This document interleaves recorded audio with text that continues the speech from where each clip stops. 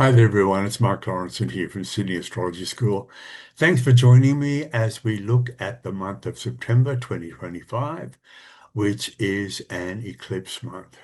So we've got the two eclipses, we've got a lunar and we've got a solar in this particular month. So what we're going to be doing is we're going to be looking at where they are and where they fall in your charts and how we can work with them, how we can make the best from them. Okay. So you have to kind of remember that they're not all that rare. A lot of people go, oh, it's an eclipse, a little bit like, it's a once in a, the blue moon kind of thing. But eclipses happen twice a year. They're roughly 5 months apart. And you'll get the solar and the lunar and the solar and the lunar, or vice versa. And occasionally you'll get another one tucked in there as well. Okay. So, and I also want to say that a lot of them aren't going to necessarily be that potent for you. And by that I mean that if the degree of the eclipse degree itself, if it's not making any strong aspects in your natal chart, then you probably will go through an eclipse without it making a major impact at all. But if it is making a strong aspect, particularly a conjunction, I think the conjunctions are by far the strongest, but you'll get an effect from the oppositions and the squares as well. But if an eclipse is conjunct one of your natal planets, particularly a luminary or personal planet, you'll feel it. You'll really, really feel it.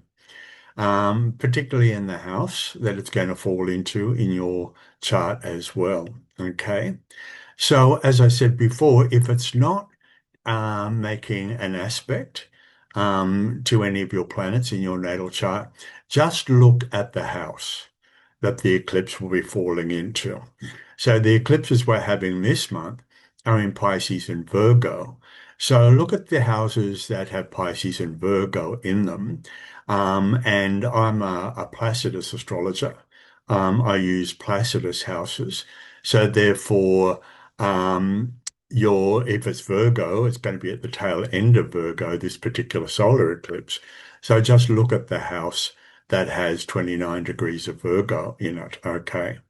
So let's have a good look at the actual eclipses, the signs that they're in, of course, we've just mentioned, but I'll give you the degrees. The first eclipse we're going to be having is going to be the lunar eclipse.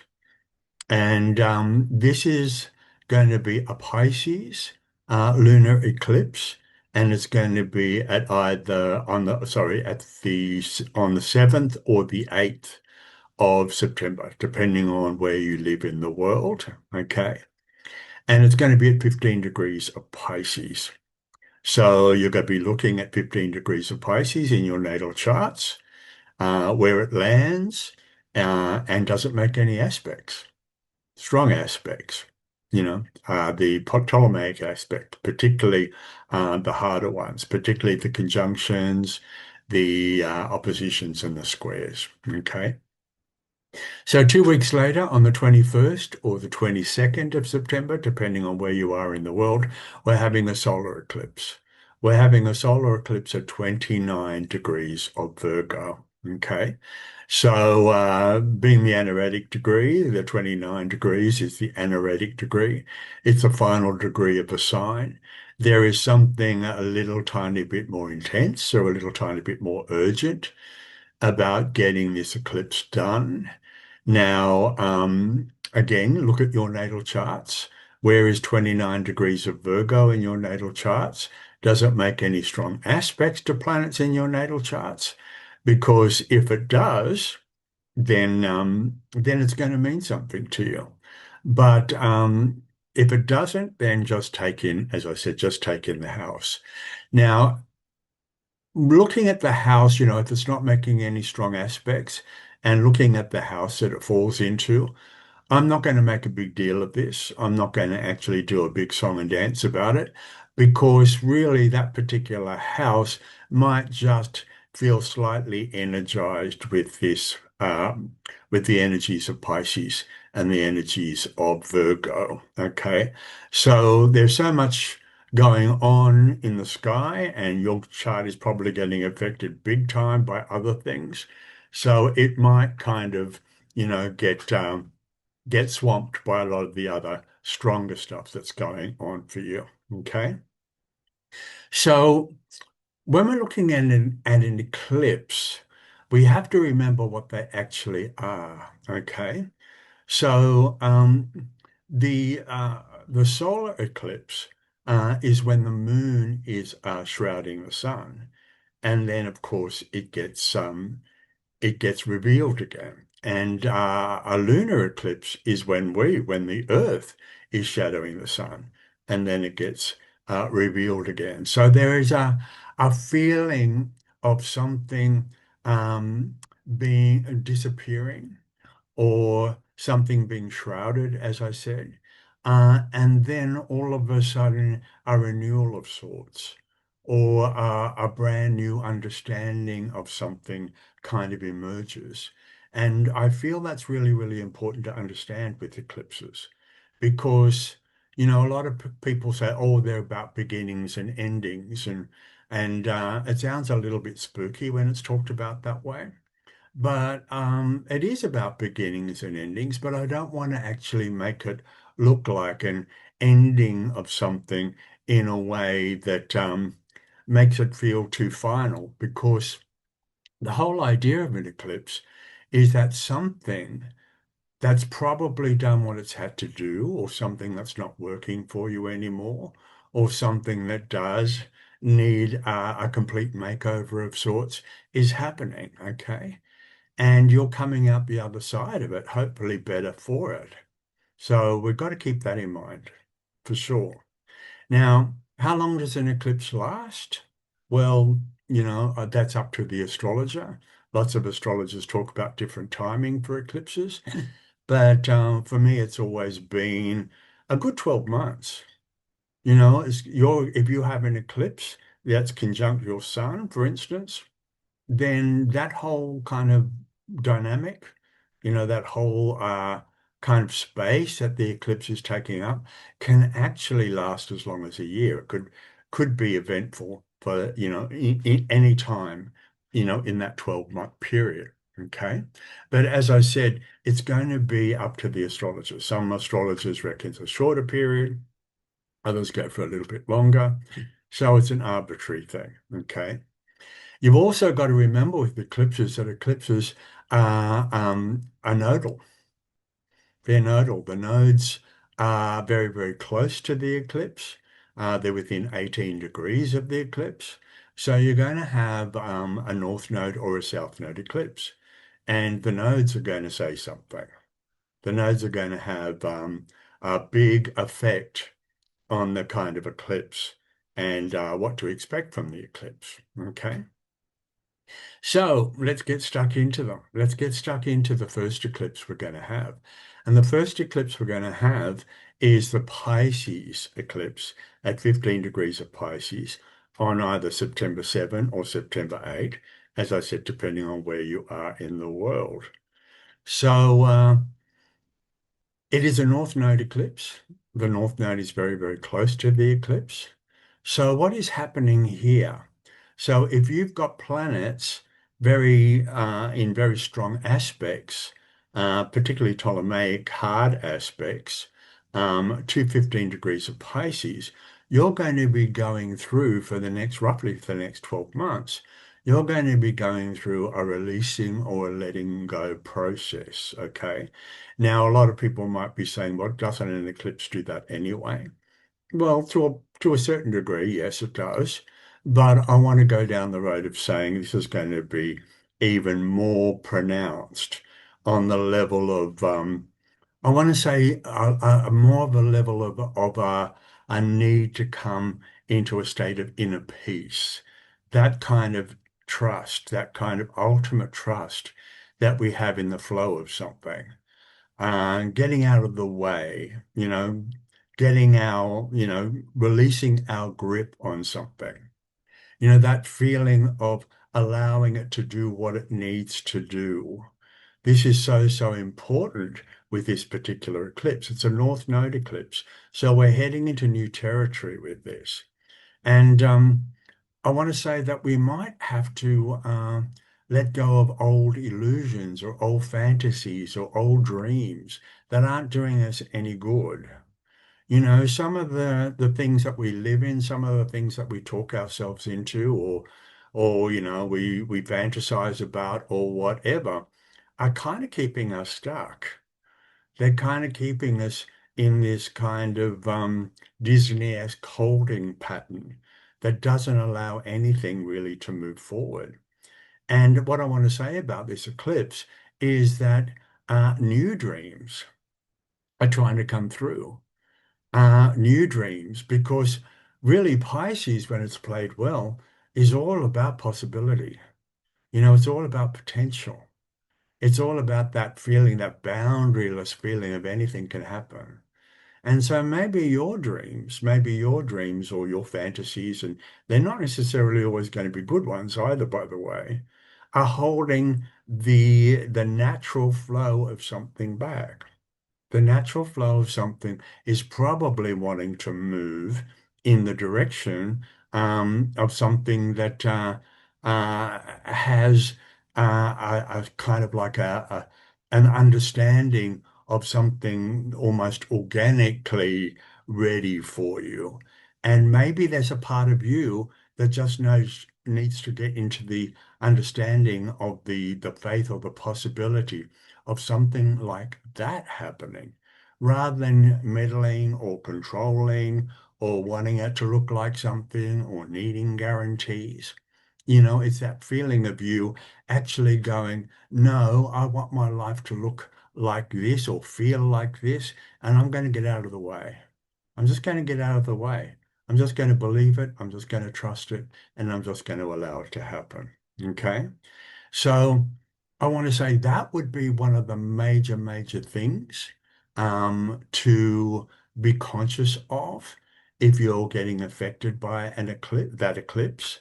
Um, if you're not, if you don't have any planets in hard aspect to that eclipse, just look at the house that 15 degrees of Pisces will be in.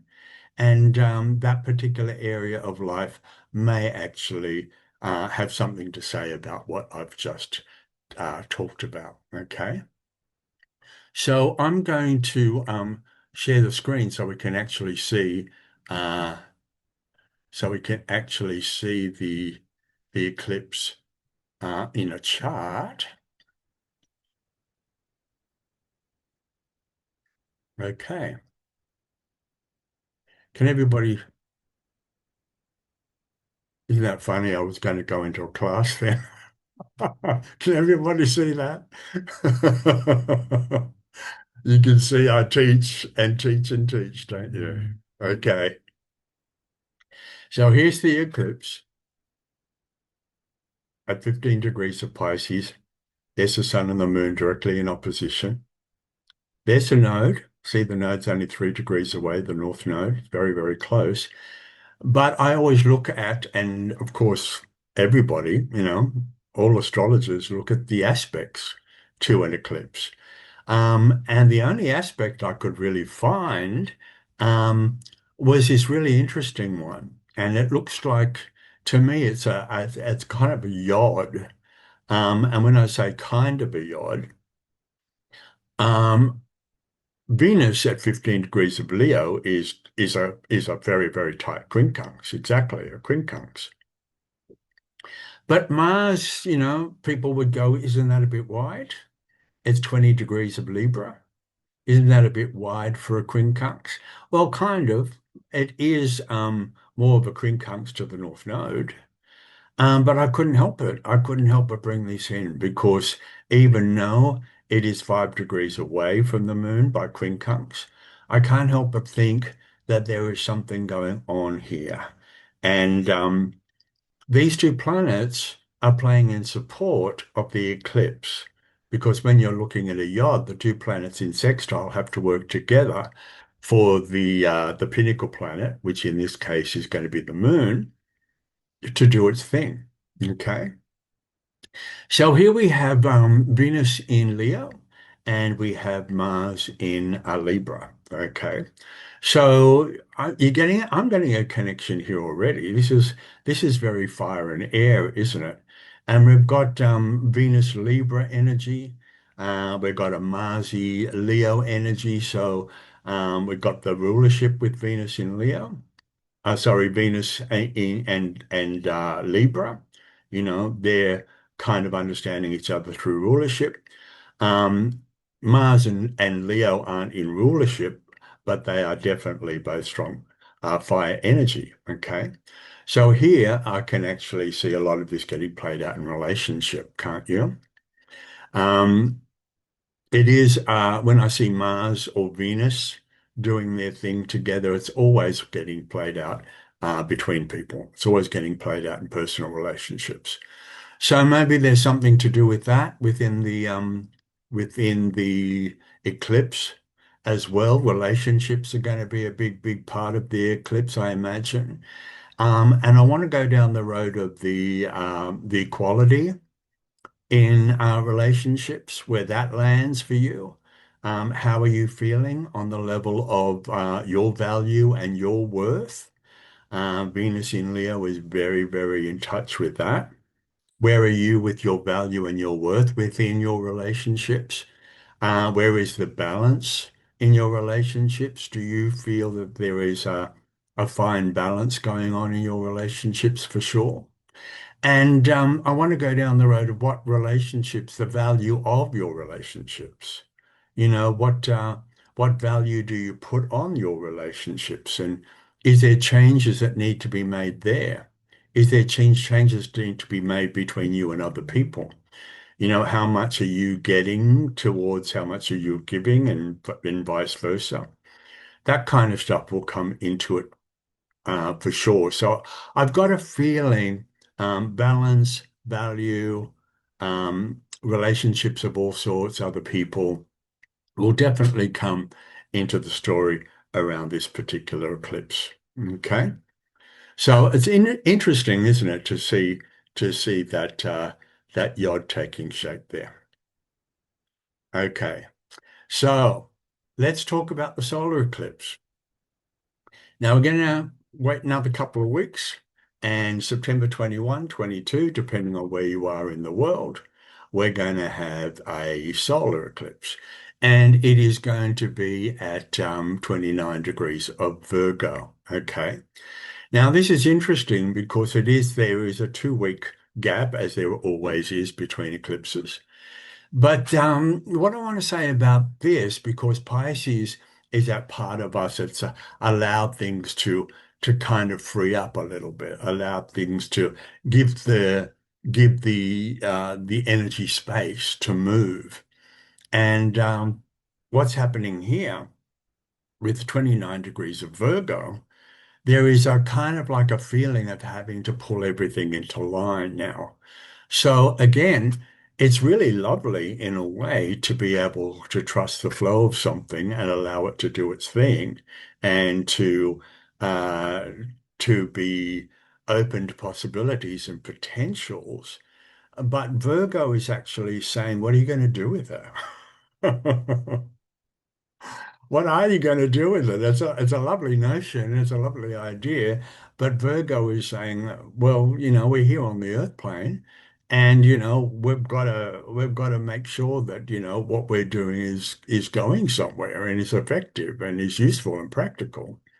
So here we go with this one. Hey, so it's 29 degrees of Virgo, as I said. So there's a feeling of really, really getting it done and completing something, getting it done well. And Virgo is the purification process. Virgo is refining. Virgo is streamlining. Virgo is getting its ducks in a row. Virgo is getting things in useful, workable order. And what I love about Virgo the most when it's played well is it knows what works and what doesn't.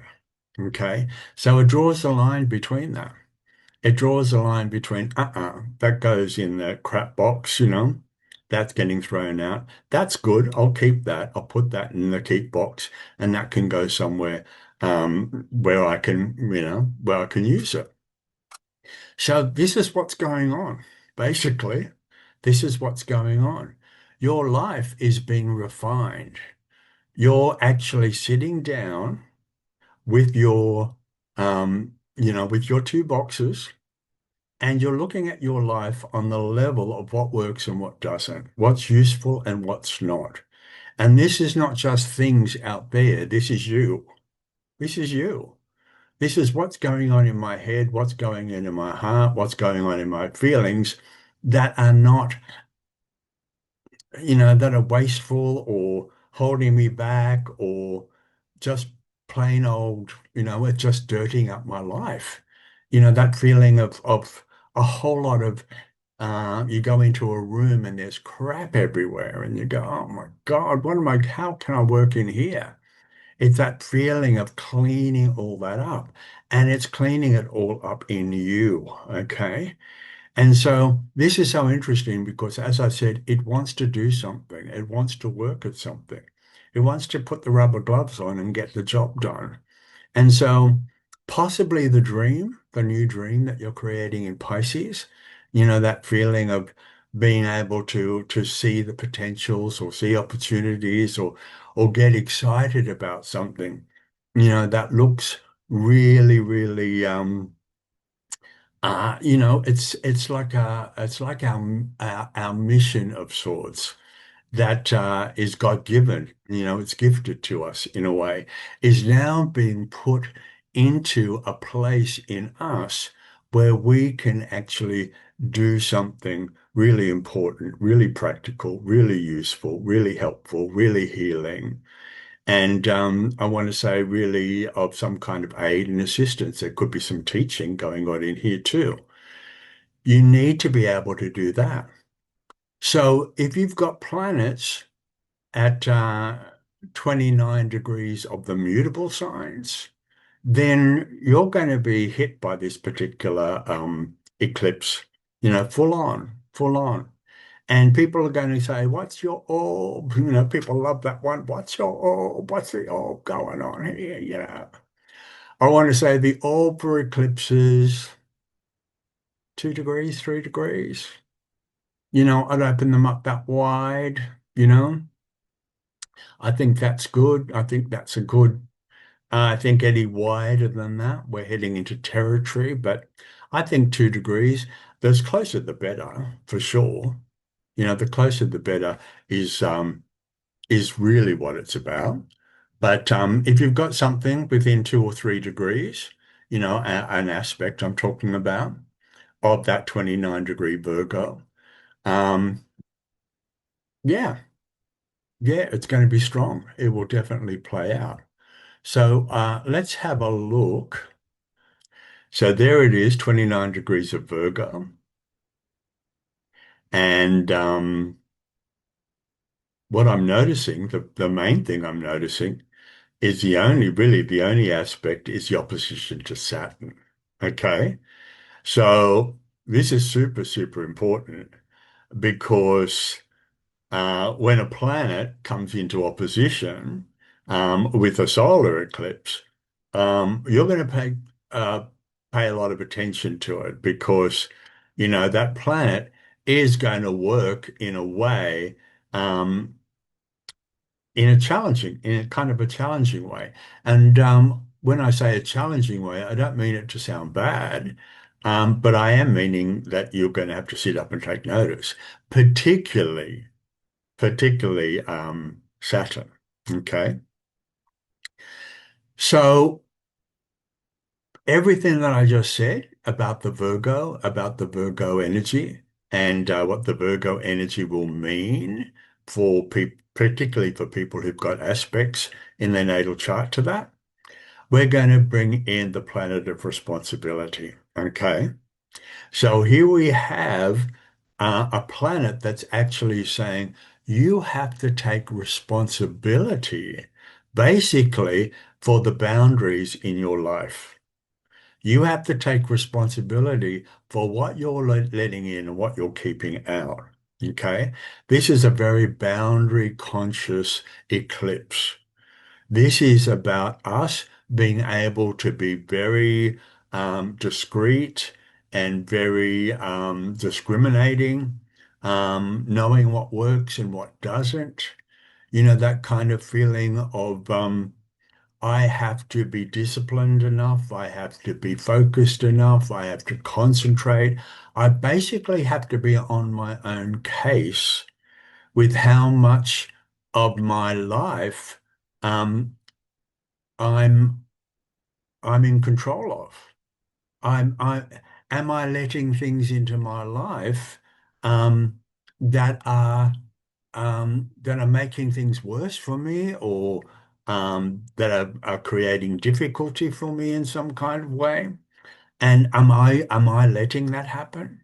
Am I putting my hands up in the air and go, I have nothing I can do about this, or I'm a victim of this particular circumstance? This energy, the Saturnian energy, is saying, you're talking to the wrong planet, honey. There's no such thing as that as far as Saturn is concerned. You're the one, you're the one who needs to be able to take your life into your own hands, and you're the one who is structuring and shaping your life. So this particular um, uh, eclipse for you, and this is a South Node eclipse, by the way. The South Node is with the Virgo eclipse. Can you see that? Pretty tight. It is letting go of old ways of doing something. It's letting go of an old version of your routine or an old version of your habits or your behavior. And you're getting, caught up in a knot over certain things that aren't working anymore. And it's a letting go of that. And you now have to come into a much more mature, much more wise, much stronger, much more a deliberate version of yourself and start to make choices around being in the driver's seat of your life and getting everything refined and purified, getting all your life in working order that actually suits you, that actually feels right for you. That actually, and you are in the driver's seat of this. Now, as I said, this is 2 weeks after the Pisces um, uh, lunar eclipse, which of course was a full moon. And so everything you may have allowed to be, to dream about or allowed to come into a trusting flow, becoming more sensitive, more compassionate, more open, more loving, as I said, is now being pulled into line. It's being pulled into what are you going to do with it? It's being pulled into the responsibility that you need to have around this. And you have to take charge, as I said, of what's going on here. You really, really do. So when you're looking at these two eclipses, as I said, if you have planets that are affected by the eclipses, planets in your natal charts that are affected by these eclipses, take extra, um, uh, pay extra attention to those particular planets in your natal chart, how you use them and what they mean to you, because they're the ones that are going to be going through the stuff that I'm talking about. Also look at where transiting Neptune is. Transit Neptune is at the beginning of Aries, going back into Pisces again now.